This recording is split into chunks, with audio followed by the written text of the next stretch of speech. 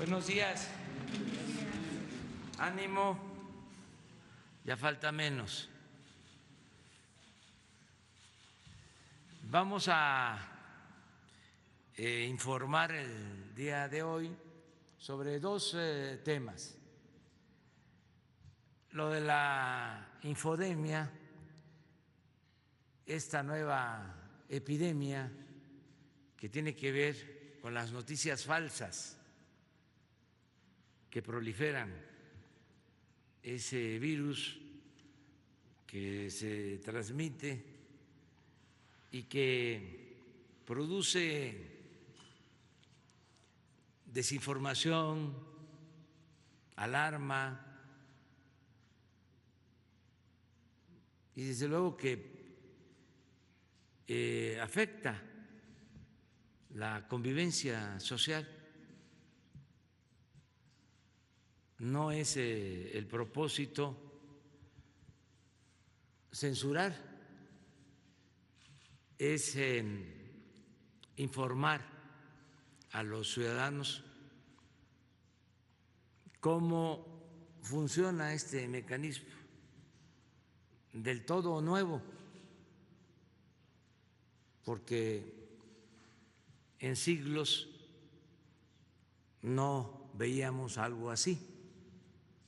Esto tiene que ver con el avance de la tecnología y de los medios alternativos que han venido desplazando a los medios convencionales de información. Entonces, invitamos a Genaro Villamil a que nos explique cómo funciona este sistema, con el ánimo de que todos nos volvamos expertos, que así como ya sabemos más sobre la epidemia del coronavirus, sepamos también más cómo enfrentar esta nueva epidemia, qué es lo que podemos hacer, cómo podemos contrarrestarla, cuál es la mejor actitud, si se deja correr, si se replica, se responde, ¿qué es lo mejor? Pero sobre todo que se conozca cómo funciona. Esta sería una introducción, porque vamos a dedicar varias conferencias a este tema. Vamos a ver ahora un marco general y luego vamos viendo qué son los bots, cómo se contrata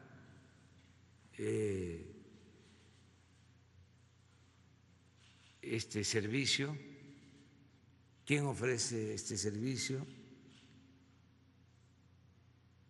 cómo funciona. Se llama automatizar, así le llama Twitter. Es decir, automatizar significa que participan equipos, computadoras, reproductoras, robots. Entonces no es la manifestación libre, espontánea de las personas, sino de mecanismos artificiales creados para difundir mentiras, calumnias o noticias falsas. Pero bueno, Esto lo va a explicar Genaro y después yo quiero enviar una información, quiero transmitir una información a muchas comunidades de México sobre el programa La Escuela es Nuestra, que va a ser de interés para las sociedades de padres, madres de familia, para los comités de las escuelas que están ya recibiendo los apoyos para el mantenimiento de los planteles educativos. Y me interesa, nos interesa mucho el que se sepa cómo está la dispersión de los recursos y qué tienen que hacer para que empiecen a trabajar, desde luego respetando las medidas sanitarias, en la construcción de aulas, de bardas, reparación de los baños de las escuelas, las aulas de usos múltiples, en fin, en lo que se decida, pero ya están bajando los recursos y voy a dar más información sobre este tema. Pero ahora viene Genaro Villamil para tratar lo de esta pandemia.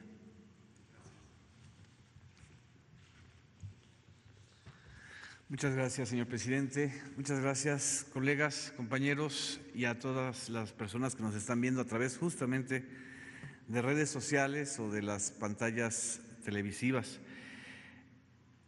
Estamos frente a tres rostros de una epidemia que tiene impactos en el lado sanitario y de salud, que esto cotidianamente se informa, en el lado económico, que es donde también se está informando y tomando medidas, pero esta parte que es la parte mediática y la parte de impacto social más fuerte es la que generalmente no se aborda o consideramos que es algo normal en esta nueva era de las redes sociales y de las redes digitales.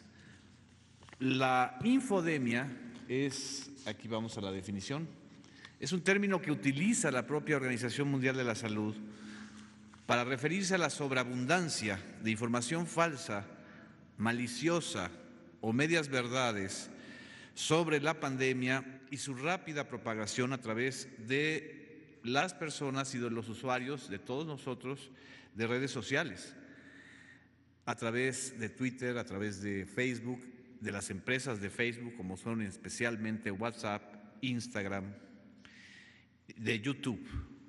Lo que ahora estamos observando es que sí hay ganadores en esta pandemia, desgraciadamente. Y los ganadores son estas plataformas, justamente.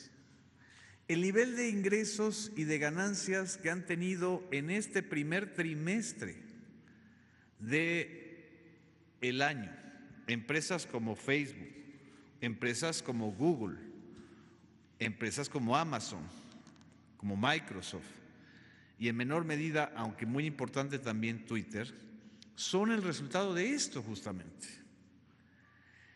Facebook tan solo en el primer trimestre de este año tuvo ganancias superiores a lo que los mexicanos residentes en Estados Unidos mandaron a México en remesas. Facebook tuvo 4.902 millones de dólares de ganancias, 5.000 millones de dólares, para hacerlo cerrado. Facturaron 18.737 millones de dólares. Y no hablemos de Google, porque Google es el gran gigante que tuvo más de 6.000 millones de dólares de ganancias, 6.836 millones de dólares. ¿Y a quién pertenece? ¿Y YouTube a quién pertenece? A Google. YouTube generó en este periodo un crecimiento muy importante, del 52%, más que en el primer trimestre del año 2019. Entonces, cuando estamos hablando de infodemia, estamos hablando sobre todo de algo que es un fenómeno transnacional, en donde están estas grandes plataformas. Twitter, por ejemplo, también ha crecido mucho. Twitter ha tenido un incremento de los usuarios de 152 a 166 millones de usuarios en todo el mundo. Y en Twitter, sobre todo, lo que ha habido es una intensificación de la diseminación de versiones falsas y de versiones incluso hasta alteradas de videos que se truquean para dar la impresión exactamente inversa de lo que está sucediendo. Pasamos al segundo punto. El objetivo de la infodemia no es solo un problema de contenidos falsos, exagerados o de medias verdades, que también nosotros como periodistas o como ciudadanos a veces las tomamos al pie juntillas y la usamos de base informativa. El desafío principal es la rápida transmisión de esto. Es exactamente igual que el coronavirus. Tiene una alta tasa de transmisión y de proliferación porque la transmisión en las redes sociales tiene que ver con algo que es lo que yo creo que los ciudadanos debemos empezar a conocer, el poder del algoritmo.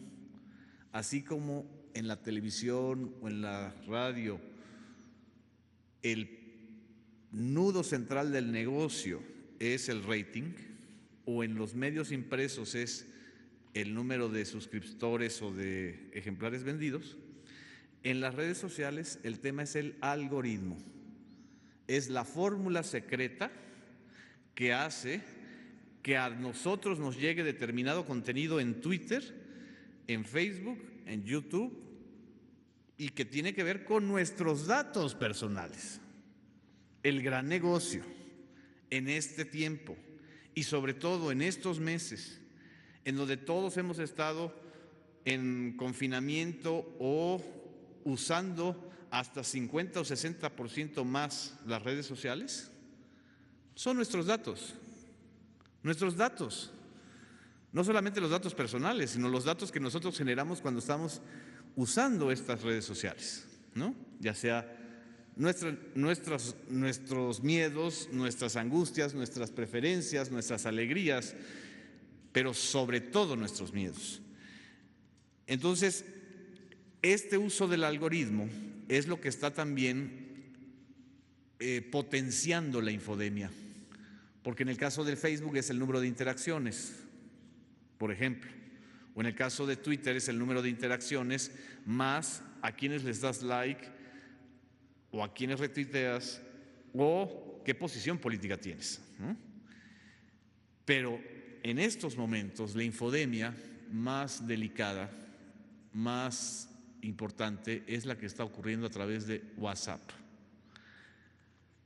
La infodemia ha bajado un poco, no tanto, en Twitter, porque los promotores de noticias falsas están como medio acalambrados, ¿no? Algo sucedió que en la última semana como que se medio acalambraron. No sé si tenga algo que ver el tema de Genaro García Luna con eso.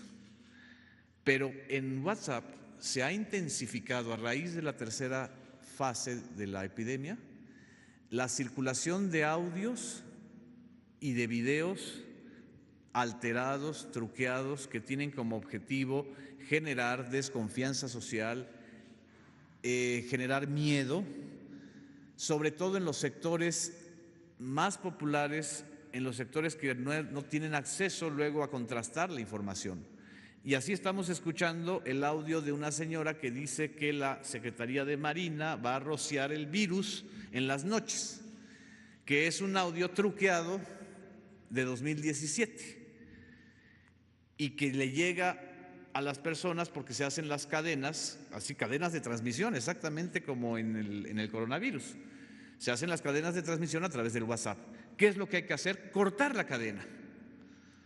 Lo que hay que decirle a los ciudadanos es que no compartan ese tipo de audios, ni de videos, ni de mensajes, por más que se los haya mandado su comadre, su compadre, su amigo, su colega, porque eso lo que está generando es mucho más miedo y mucha más dependencia que el propio coronavirus.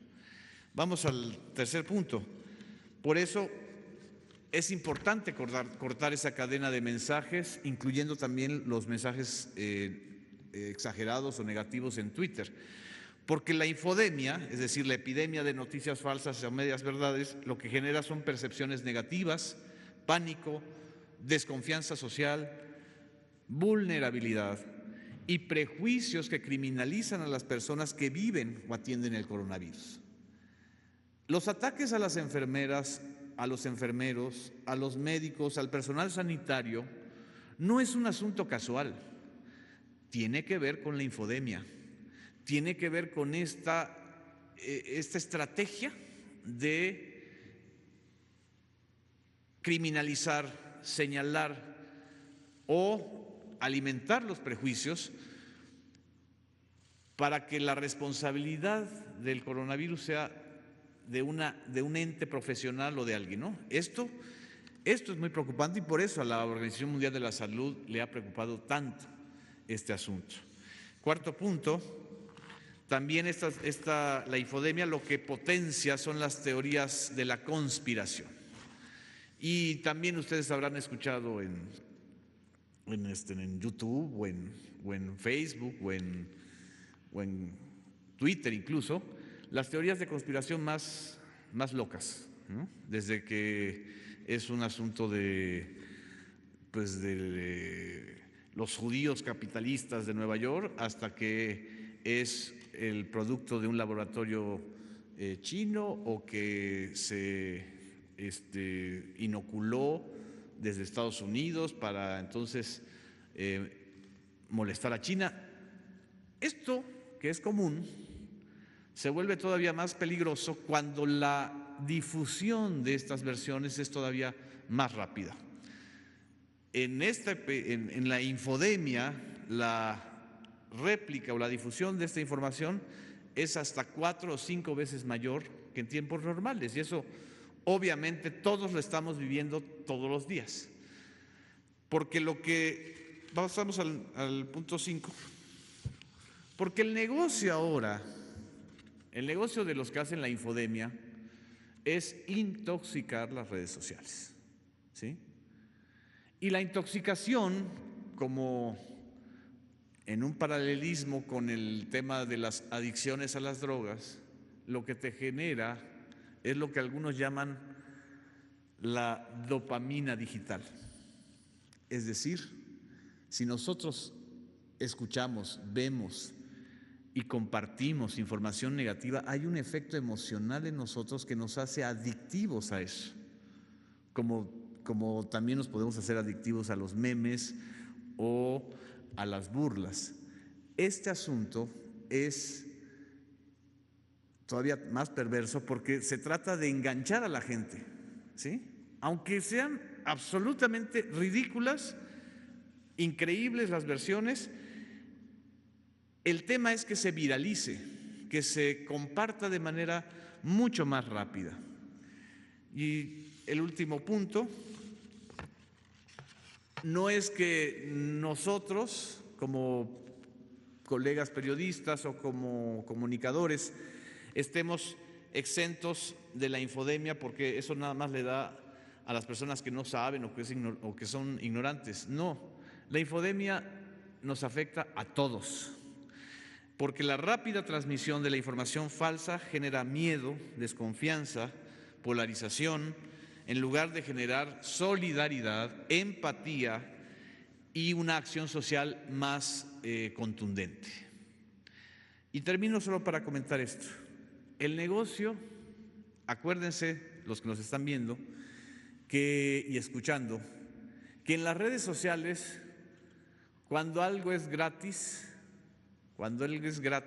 quiere decir que el negocio somos nosotros, nuestros datos. El negocio en estos tiempos de las redes digitales es que nosotros estemos enganchados a ellas, ¿sí? ¿Y qué hacer? La gran pregunta, ¿qué hacer frente a esto? En primer lugar, conocer el fenómeno. En segundo lugar, cortar la cadena de transmisión de mensajes, noticias falsas, audios, videos, porque si no cortamos esa cadena, la epidemia de la información falsa es todavía más delicada. Nada más termino con este ejemplo. Qué casualidad que ahora en la tercera fase de la pandemia del coronavirus en México, que es la fase hospitalaria, ahora justamente el tipo de información que está circulando para generar desconfianza tiene que ver con hospitales del Seguro Social o del ISSSTE en determinados municipios que son altamente vulnerables, como Ecatepec, como Iztapalapa, como Tijuana, etcétera. En fin, es para darles el marco de lo que estamos ahorita enfrentando y creo que es responsabilidad de todos, de los medios privados, de los medios públicos, por supuesto. En los medios públicos hemos estado curando las noticias falsas, señalándolas a través del noticiario de Canal 11, de un programa especial en el Canal 22, de una constante labor de señalar y de informar en el Canal 14, incluso en un programa en Facebook. Hay que actuar en esas plataformas, es decir, exactamente en Facebook y por supuesto en el IMER y en Radio Educación. Muchas gracias.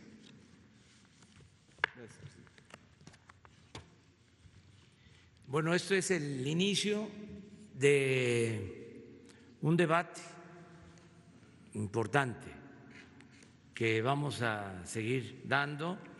Es para que se conozca más sobre este fenómeno mundial y que tiene que ver con nosotros. La vacuna principal que tenemos los mexicanos es nuestro alto grado de concientización.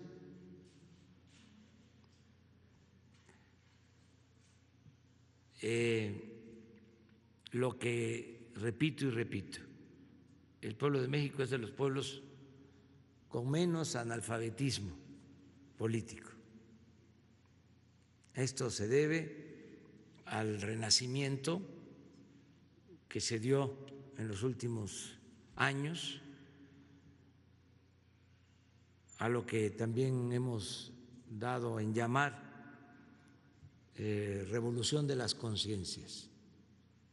Entonces, eso es lo que nos protege, es nuestro escudo, esa es nuestra vacuna.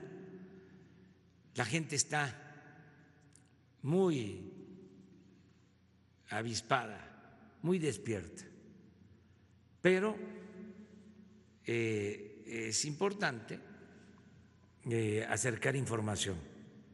Entre más se informe, mejor, para que se sigan teniendo elementos y se le cierre el paso a la manipulación. El tesoro que tenemos los mexicanos es el grado de responsabilidad y conciencia ciudadana, conciencia política de los mexicanos. Entonces, eso nos ayuda, eso nos protege, eso está quedando de manifiesto en la forma en que estamos saliendo adelante frente a la pandemia del coronavirus. Lo que más nos ha ayudado es la participación de la gente. Ya lo hemos dicho y es nuestro punto de vista. La medalla de oro se la está llevando el pueblo, la medalla de plata se la merece todo el personal del sector salud, médicos, enfermeras, camilleros, todos los que trabajan en los hospitales y están salvando vidas. Y la de bronce, los que están conduciendo todo este proceso, los médicos, los científicos, los que nos están guiando para que salgamos bien de esta pandemia. Regresando a que la gente está ayudando mucho, que se está quedando en sus casas, haciendo un gran sacrificio, familias completas conviviendo ya en una situación especial porque son muchos días, cuidando a los niños,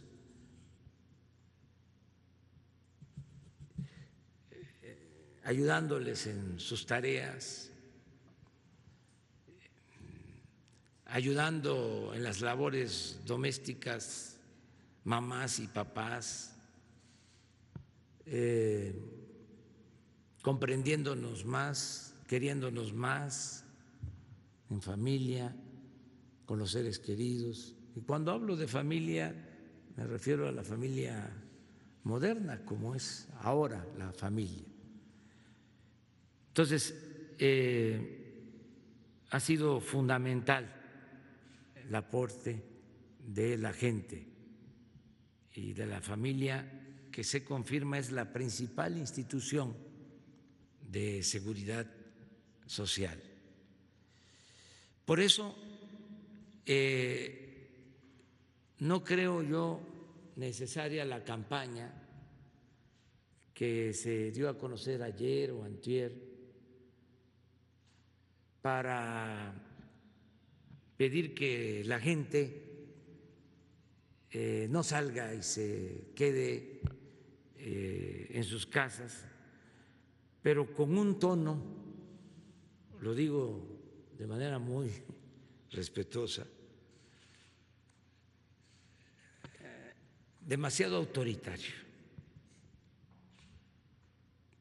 y además infundiendo miedo,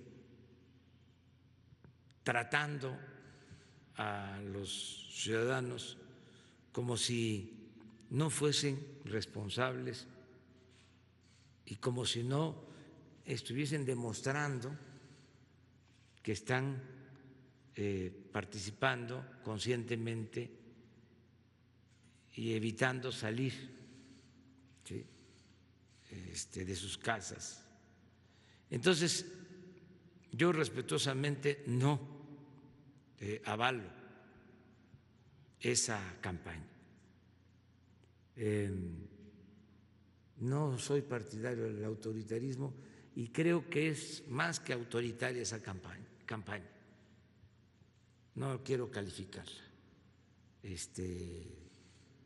tan puntualmente, pero sí hay un término para eso. Pero no lo quiero hacer.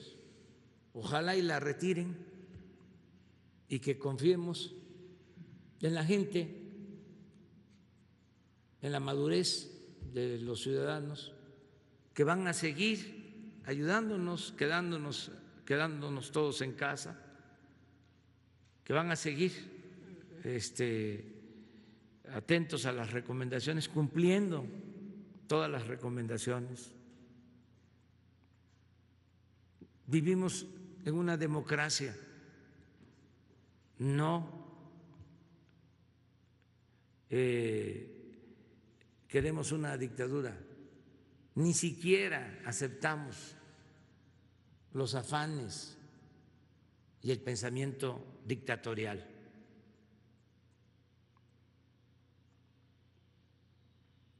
Cuando inició esta pandemia, se decía que había problemas para países democráticos o semidemocráticos, porque no se iban a poder tomar medidas drásticas y que llevaban ventaja los sistemas políticos autoritarios, porque se iban a poder aplicar toques de queda y se iba a poder prohibir y sancionar que la gente saliera de las casas, que había esa disyuntiva y que les iba a ir mejor a los autoritarios enfrentando la pandemia. Nosotros desde el principio decidimos garantizar las libertades. Nosotros tenemos que hacer valer las libertades y apostar a la gente, que es apostar a la democracia. Y hemos salido adelante de esa forma, sin medidas autoritarias. Y así vamos a continuar. Y tenemos, a pesar de los pesares, porque duele la hospitalización de enfermos y sobre todo la pérdida de vidas humanas, tenemos resultados favorables si se compara con lo que ha sucedido en otros países. Entonces, no al autoritarismo, libertades plenas y confianza en la gente. Esta campaña a la que hago referencia se quiere aplicar o se empezó a llevarse a cabo en la Ciudad de México, que es, la verdad, una de las ciudades con mayor grado de politización del país y de solidaridad. La solidaridad que yo he visto y he constatado en la Ciudad de México solo la he visto en las comunidades indígenas. Esta ciudad es de las más solidarias y fraternas del mundo. Parece como que cada quien está en lo suyo, que impera, que reina el individualismo, pero no es así. Y esto ha quedado de manifiesto con los terremotos y con la actitud diaria, cotidiana de los habitantes de esta ciudad. Como si se pone un centro de acopio porque hubo una inundación en Chiapas o un temblor en el Istmo, si se pone un centro de acopio en la Plaza de Santo Domingo, aquí en el Zócalo, en cualquier parte, ahí va la gente de la ciudad a entregar sus despensas, a entregar sus apoyos. Es una ciudad extraordinaria. Entonces, no merecen los ciudadanos de la capital de la República, de la Ciudad de México, ese trato. Es mi punto de vista respetuoso. Desde luego, este programa que iniciaron agencias publicitarias, pues se inscribe en el derecho a la libertad de expresión, de manifestación de ideas. que, como ya lo dije, está por encima de cualquier otra cosa, la libertad, pero también la libertad para decidir hasta sobre nuestra vida, qué hacemos con nuestra vida. La libertad está por encima de cualquier otro precepto. Es un buen tema también de análisis y debate. Y ahora vamos, si les parece, vamos a dar una información de la escuela es nuestra, porque de las escuelas que hay en el país, sobre todo de nivel básico, se ha decidido entregar de manera directa el presupuesto de mantenimiento a cada escuela, no pasarlo por instancias gubernamentales, ni federales, ni estatales, ni municipales, sino de la tesorería de la Federación a la escuela, a la sociedad de padres de familia. Si es una escuela de 5 a 50 alumnos, 150,000 pesos por ciclo escolar. Si es una escuela de 50 a 150 alumnos, 200,000 pesos. Si es de 150 alumnos y más, 500,000 pesos. A ver si van pasando las láminas.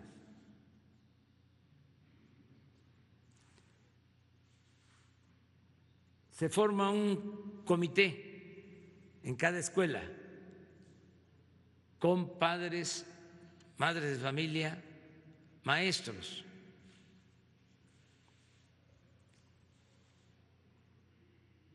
Y ese comité es el que recibe los fondos. Por lo general,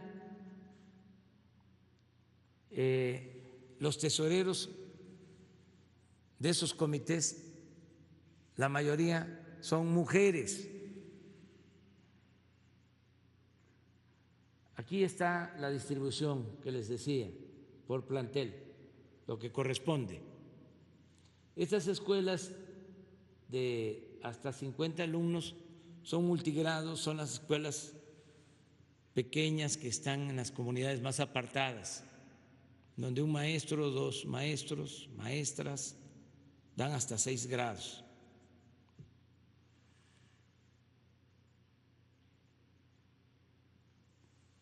Estos son los padres de familia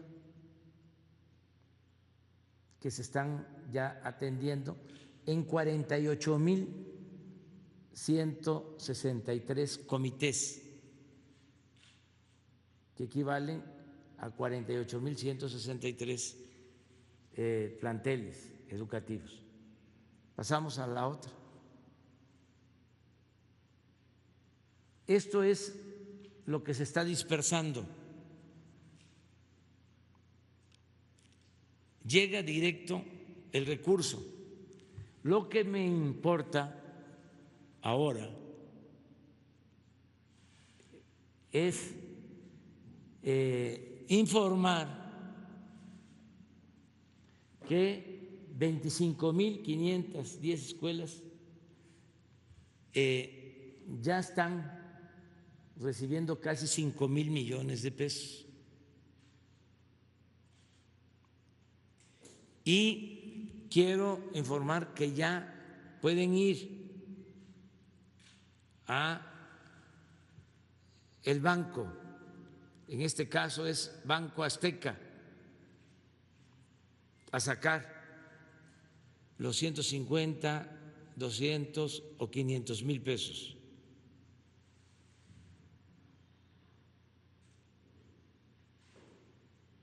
Y lo que queremos es que nos ayuden para que estas 25,510 escuelas se conviertan en 25,510 frentes de trabajo, que por la circunstancia actual el dinero no se use, para ser preciso, para computadoras que llegan muchos a ofrecer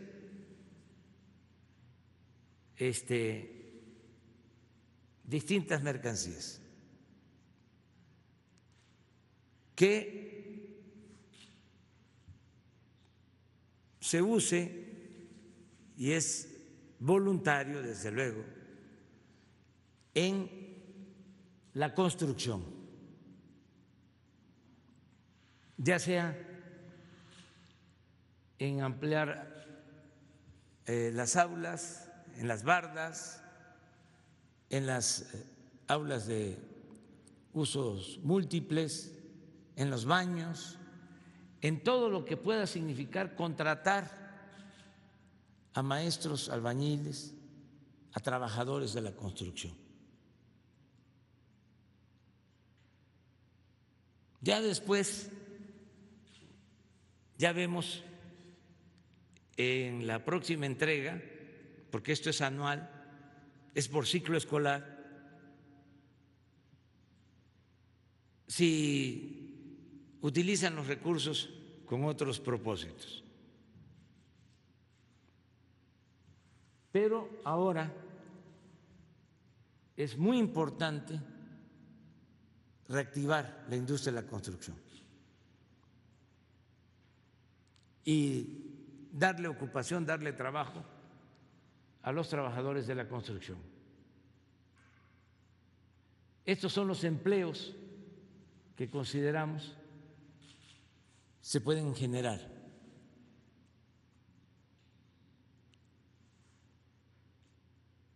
Así vamos a actuar en todo.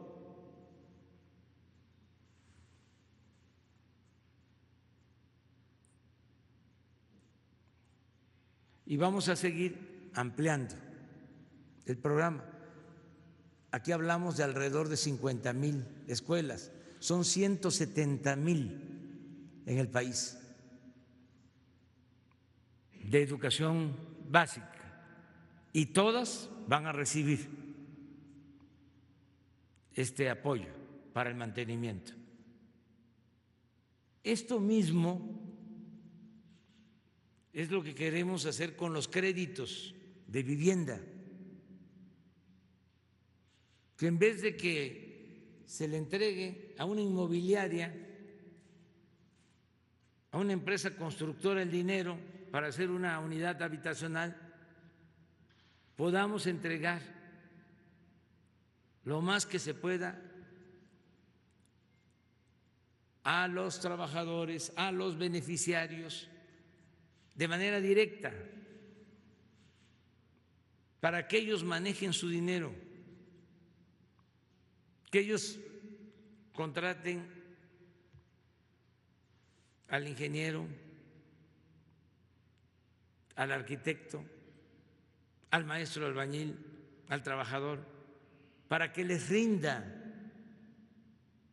y hagan casas buenas, no los huevitos que se hicieron durante mucho tiempo en barrancas, en lugares inhóspitos, en lugares donde no hay servicios, no hay transporte, todo por el negocio de los que se dedicaban a construir las unidades habitacionales. Esto es gobernar con la gente y partir de un criterio que cuesta mucho que se entienda, el criterio de que tenemos una sociedad responsable, un pueblo consciente, un pueblo honesto. ¿Qué es lo que alegan quienes se oponen a que se le entregue de manera directa a la gente? Dicen que no tienen capacidad técnica las personas. ¿Ustedes creen que se les va a caer una casa a un ciudadano que recibe recursos, que no va a saber que tienen que estar bien los cimientos y va a estar pendiente?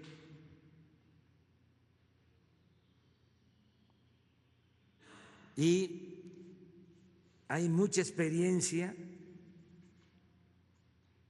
muchas de las casas en las que se vive en México las hace la gente y las van haciendo poco a poco.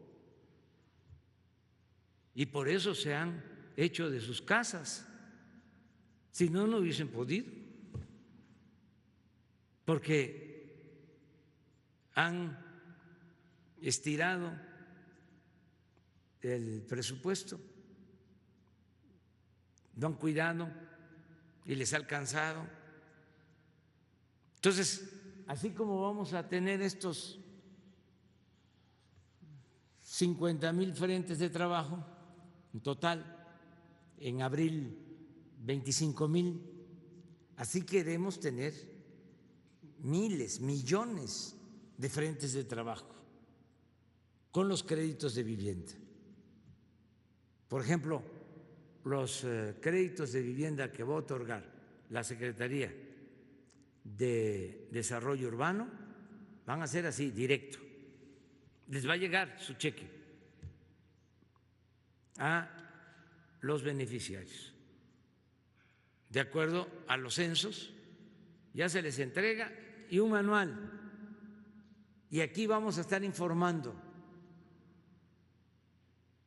Y para eso la comunicación, si hay dudas, si se requiere alguna asesoría, bueno, podemos otorgar esa asesoría, pero lo que se busca es que el dinero se cuide, se aplique bien, se hagan bien las cosas, que no haya corrupción y además que se tenga un efecto multiplicador, que se haga la casa o se amplíe o se rehabilite, que se dé trabajo y que se reactive abajo pronto la economía. Entonces, esto lo quería dejar también de manifiesto, porque va a aplicar en todos los casos. En Infonavit no vamos a poder con todo, porque viene de tiempo atrás una forma de trabajo, pero ya se está avanzando para que una cantidad de créditos considerable ya se apliquen así. Lo mismo en el caso del Fobiste y en el caso de los créditos que va a entregar el gobierno federal, ahí sí directo, los 50,000 para vivienda directos. Bueno, pues esto era lo que queríamos. No sé si hay otra, nada más para terminar. Es la última, ¿no? Sí. Es donde pueden conseguir asesoría las escuelas, pero yo insisto,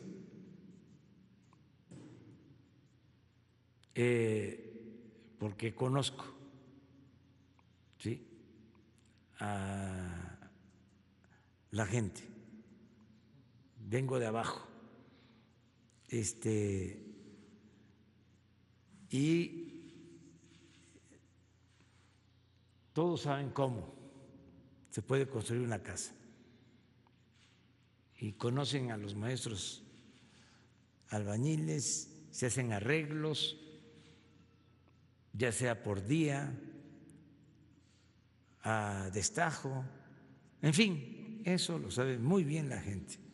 El pueblo es el arquitecto de su destino. Muy bien, ya cerramos. Vamos sobre todo. Sí, buenos días, señor presidente. Juan Carlos Machorro, del portal Expoc. No sé si pudiera comentarnos de inicio este reciente acuerdo publicado por el SENACE. Se ha tomado como si fuera un freno a las energías renovables, que es uno de los factores clave de los Objetivos de Desarrollo Sostenible que su administración se ha comprometido a establecer y cumplir, y por algo hasta tiene una oficina de la Agenda 2030 aquí establecida. ¿Qué pudiera comentarnos al respecto? Y en un instante una segunda pregunta, si me lo permite. Sí, yo pienso que para este caso sería conveniente que invitáramos a la secretaria de Energía y al director de la Comisión Federal de Electricidad, que expliquen. En términos generales, se trata de que la Comisión Federal de Electricidad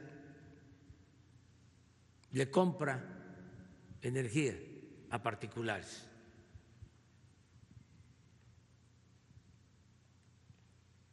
Y ahora la Comisión Federal de Electricidad está vendiendo menos. Y tomamos la decisión también de no aumentar las tarifas para consumo doméstico. Entonces, hay una pérdida. Y resulta que los particulares no aportaban nada.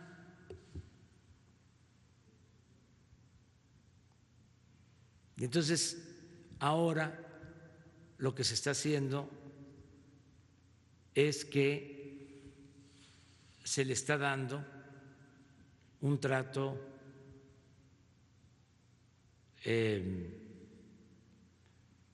justo a la Comisión Federal de Electricidad en cuanto a subir la energía a la red, porque antes la preferencia la tenían los particulares. Esto, desde luego, a quienes tienen este negocio, pues no les conviene, y por eso hoy en el Reforma y en otros periódicos hay esta protesta. Pero nosotros tenemos que cuidar el interés general, el interés de la nación.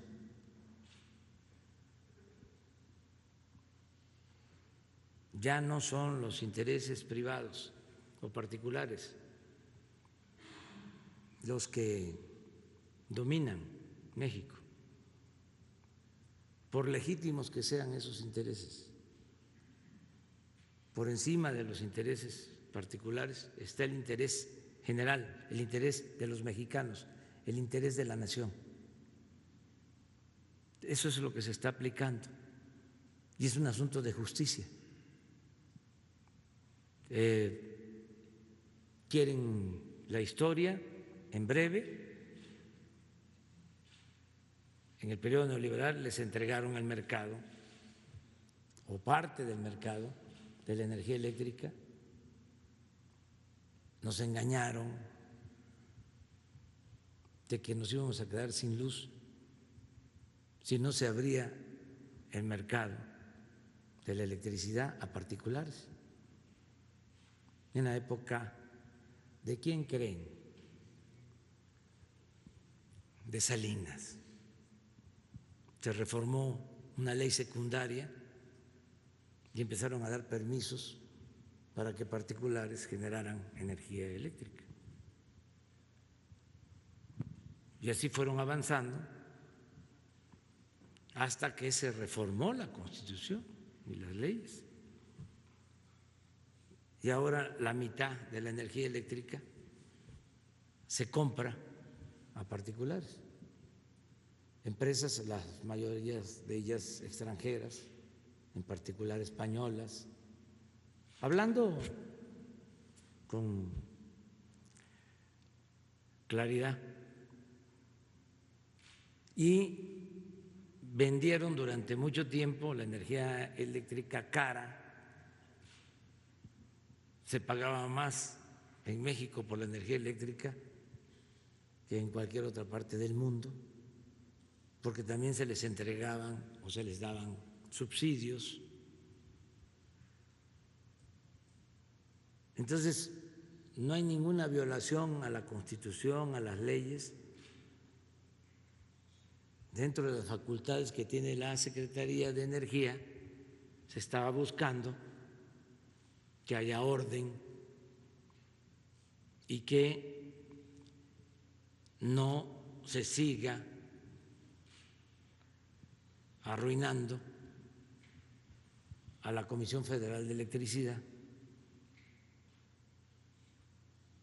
y que podamos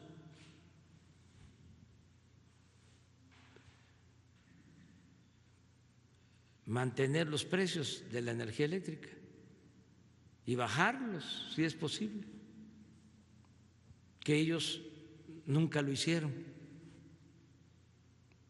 al contrario, se elevaba y se elevaba constantemente el precio de la energía eléctrica.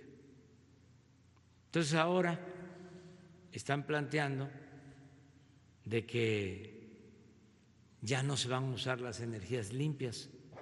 No es cierto, se van a usar las energías limpias, pero no son las energías limpias. Esto me recuerda a los que buscaban rescates y ponían por delante a las pequeñas y a las medianas empresas como estandarte.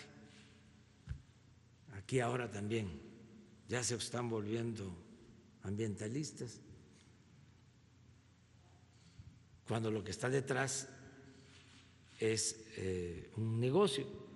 Entonces, que venga la secretaria de Energía, el director de la Comisión Federal de Electricidad, que aclaren y que expliquen en qué términos se tomó este acuerdo. Sí. La segunda pregunta, señor presidente.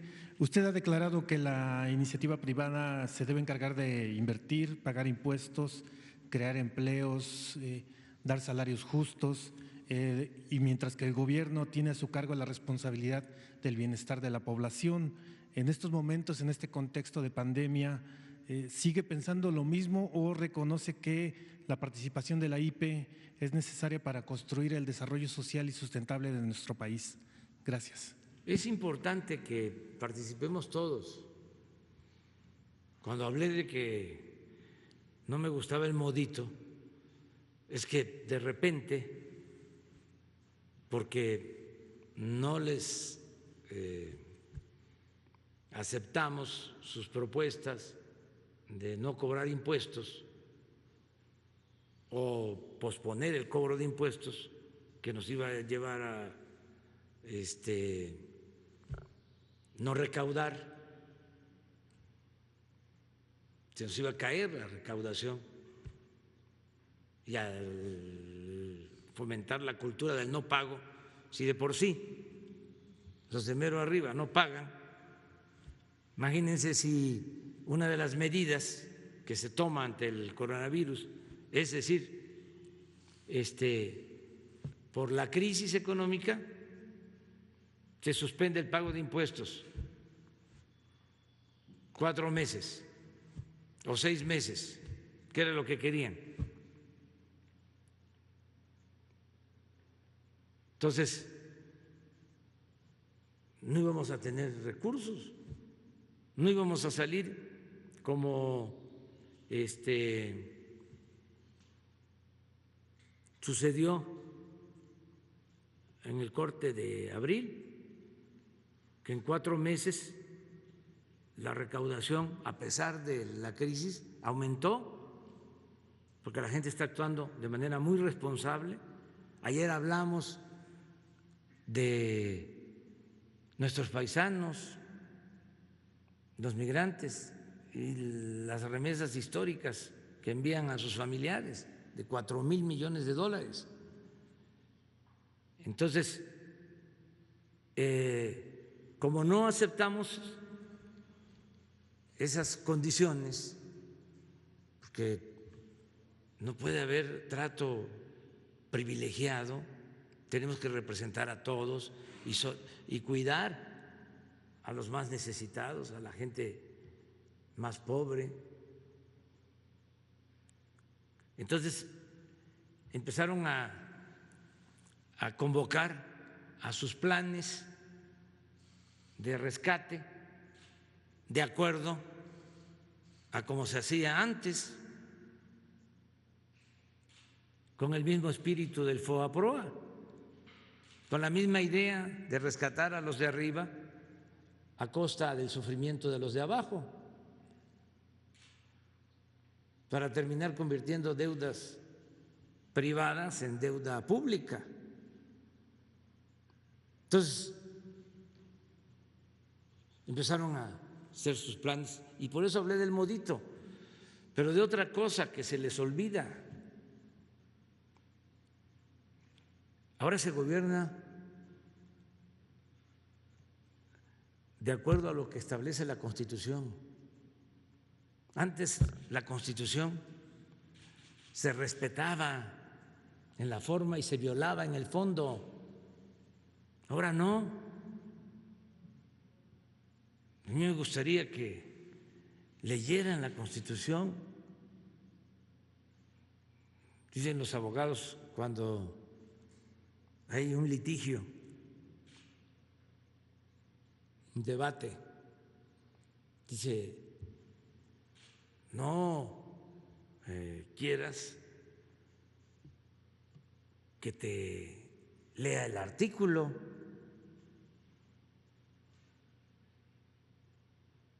no les voy a leer el artículo, pero que vean lo que dice,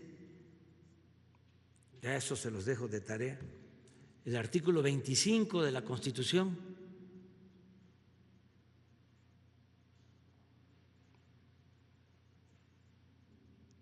Y eso es lo que no estaban tomando en cuenta.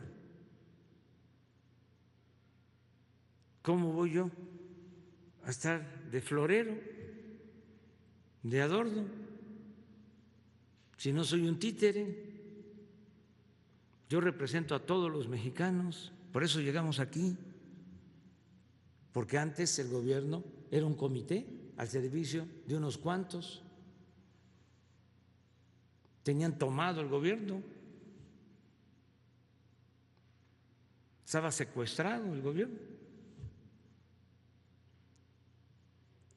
Ese es el cambio, esa es la transformación. Pero sí les recomiendo que lean el artículo 25 de la Constitución.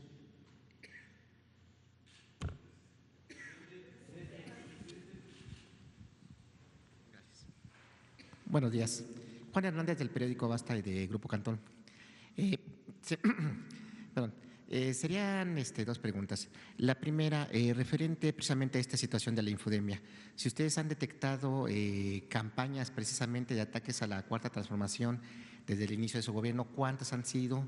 Si han podido localizar precisamente a quiénes están atrás de estas campañas y si podrían entrar precisamente dentro de estas campañas o estos ataques, lo que había mencionado hace aproximadamente unas semanas, de estos tweets de famosos, los cuales, en algunos casos se pueden aprovechar de la buena fe, pero hacen también críticas muy fuertes precisamente a lo que están haciendo, desvirtuando el trabajo de, en este caso, por ejemplo, del combate al coronavirus.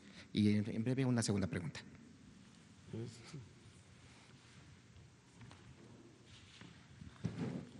Que si hay campañas en Twitter o en redes en contra de la Cuarta Transformación, bueno, eso es muy obvio. ¿Cuántas?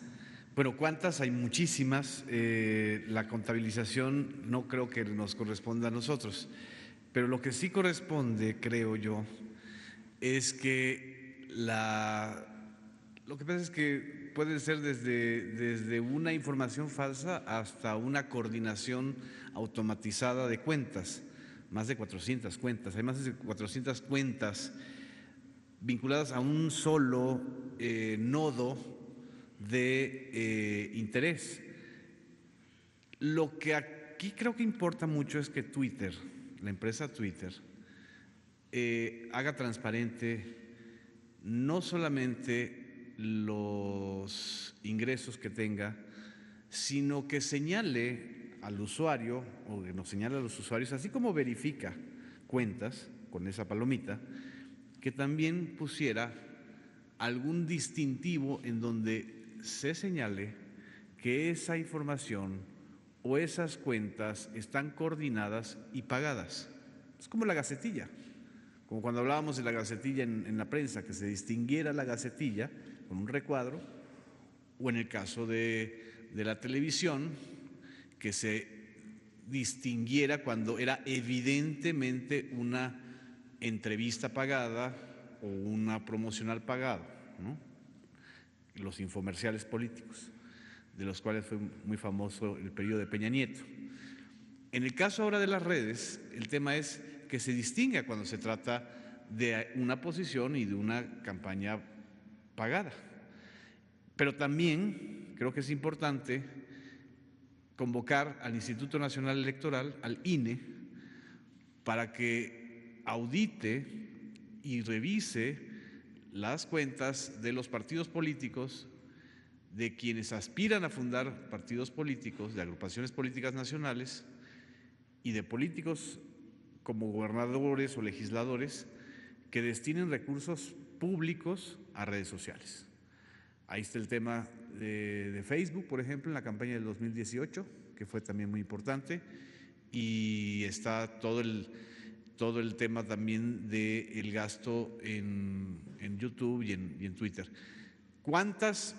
No es mi papel ser el fiscalizador de esas campañas. Yo más bien creo que hay que convocar a las empresas y a las autoridades electorales a que se haga un ejercicio de transparencia en este tema. ¿Ustedes han hecho algún ejercicio de un aproximado de cuánto se ha invertido, en este caso los adversarios de la 4T, precisamente en estas campañas? O sea, ¿algún ejercicio, algún estimado?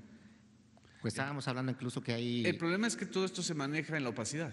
Es decir, es dinero que no está fiscalizado públicamente y no está transparentado. Entonces, creo que hay que hablar con pruebas, ¿no?, en la mano y con cálculos para no equivocarnos, ¿no? ¿Sí? Gracias. Bueno.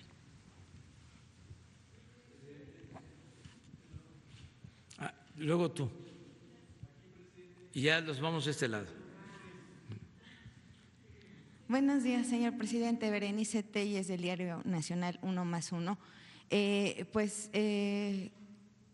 Con respecto al tema de las redes sociales y este debate que usted está abriendo en este sentido, porque no solo es un tema que incumba a cuestiones políticas o electorales, también es un tema que tiene que ver con violencia en algunos casos, como es el tema de grupos delictivos que se dedican a la trata, a la pornografía infantil.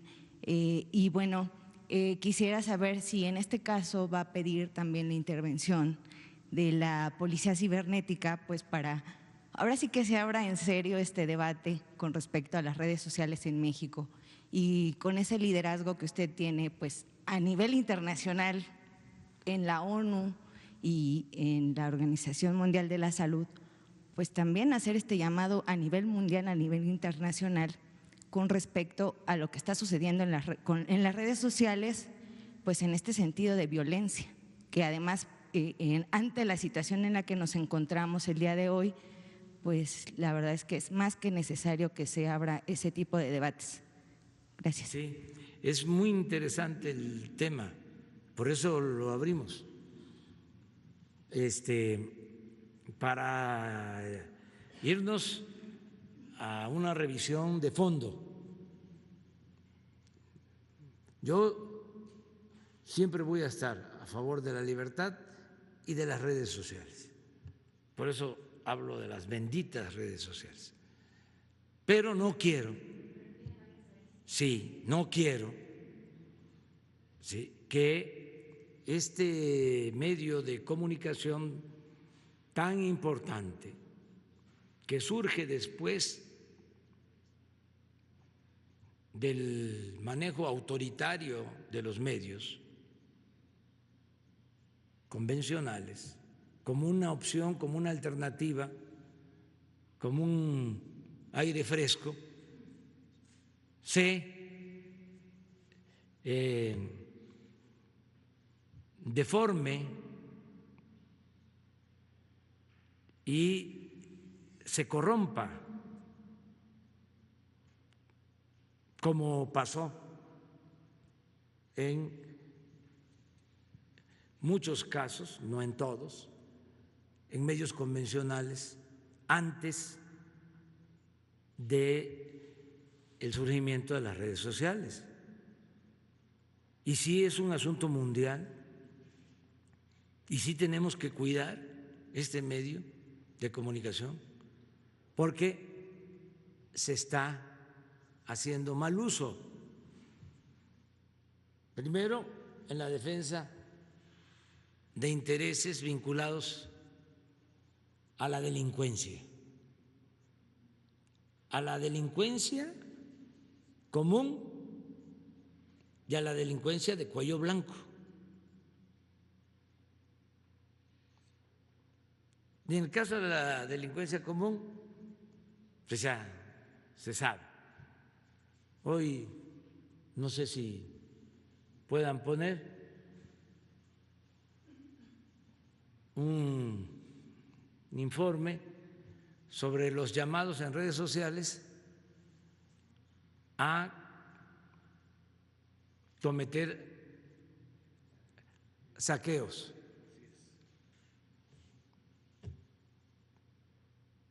Eso ya está ahí. A ver, no puede Twitter, no pueden controlar eso. Esa es la pregunta, ¿no? Lo otro, ¿cómo un partido político que es una entidad de interés público, que maneja presupuesto, que es dinero del pueblo, destina esos recursos para desinformar? No para garantizar el derecho a la información,